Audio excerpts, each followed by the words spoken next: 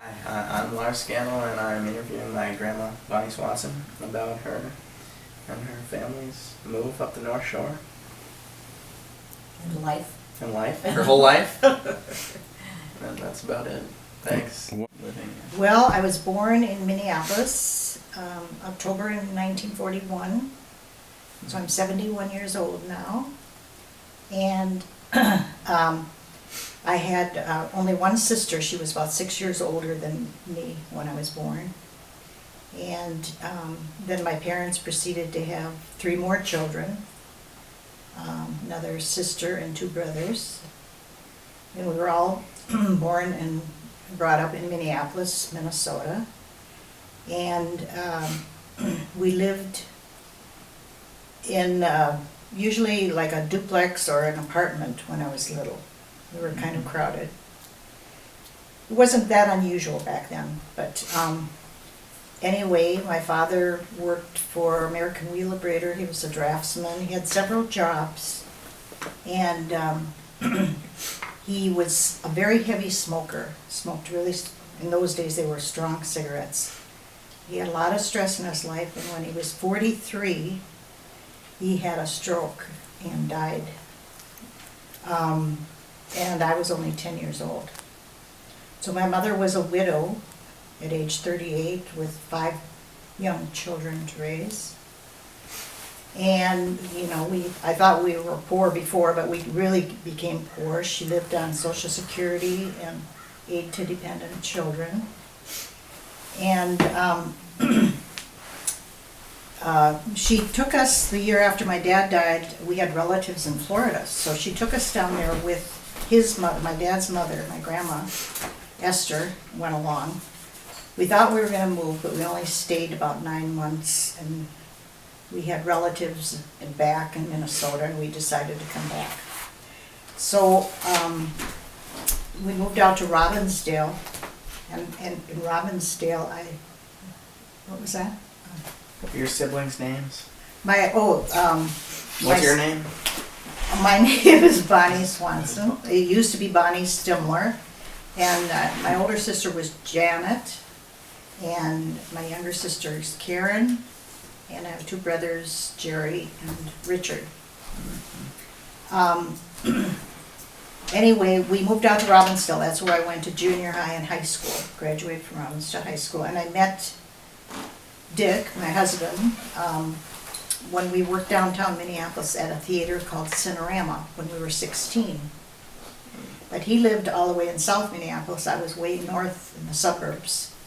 But we dated all through high school, and we dated for 5 years and got married when we were about 21. And he went on to law school. And I took some college courses, but not very many. I was earning the money that we needed to live on. And so we wanted children, but we waited till he graduated from law school, and they were born. We had twins, Brian and Lynn.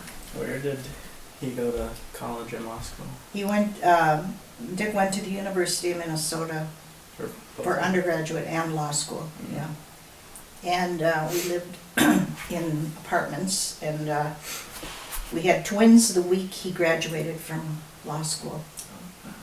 Yeah, Brian and Lynn, and I wanted to be at home with them, so I didn't work then, and we started to raise the kids, and we liked the woods, and every weekend in the summer we'd go camping.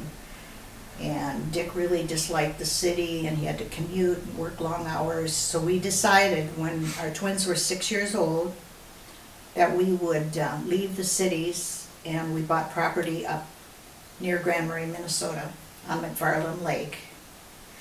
And he was at that time assistant dean of the law school, which was quite an honor because he was, like not even 30 years old. But he quit the job, and we were written up in the newspaper. It was a big deal that we were moving. Was that a good job or something? Yeah, he had a good salary, and it was a prestigious job for a young person to be assistant dean. And we bought land. It was lake access. We had to drive down, from Grand Marais. It was probably about 40 miles. And had to go across the lake on the water, and in the winter we skied across it. We built a cabin which was like a little home. I homeschooled Brian and Lynn with Montessori equipment. I took a Montessori course, so I was a certified teacher. And it was, we built this cabin. It was really hard work without any electricity, no running water. We had a lot of help in the summer. A lot of people came up to visit and help. But it was a lot of work, but it was really a wonderful year. As a family, we really had a great time. We did a lot of skiing and ice skating, and it was fun teaching them. Do you guys come to town very much? We'd come to town about once a week, actually, and we'd bring our laundry in the winter on sleds. We'd carry it. Some laundry I'd do there by hand, but we'd do most of it in town, and we'd spend the day in town, which was kind of a fun day. We'd go out for lunch, and then we'd do the laundry, and we got to know people in Grand Marais and really thought we'd like to live closer so that Neither the kids of you were working when you were at your farm? No, just on the cabin, which was a lot of work. Yeah. Actually, Grandpa Dick he had some courses he was in the spring that he was going to teach down in the cities. He had to prepare some for that, but it was just like a few days, it wasn't much. So we needed an income, and they needed a lawyer in Grand Marais, so that next summer, Dick rented a space and set up a law practice in Grand Marais. And we bought land in Hovland, 40 acres, an old Norwegian homestead.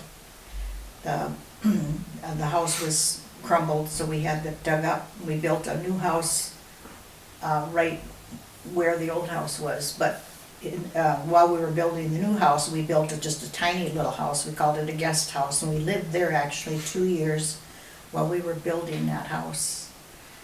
And it was, the main house was an octagon. Dick built it. We didn't have electricity there. We could have hooked up to it, but we decided we didn't want it. And we proceeded to have animals. We had goats, we milked, we had chickens for eggs, and we had dogs, and a huge garden. And the kids went to school. They went to Grand Marais a couple years, and then they went up to Grand Portage for 4th, 5th, and 6th grade, because our neighbor, Roy Steinbrecher, taught up there. So they went there, and then, let's see, then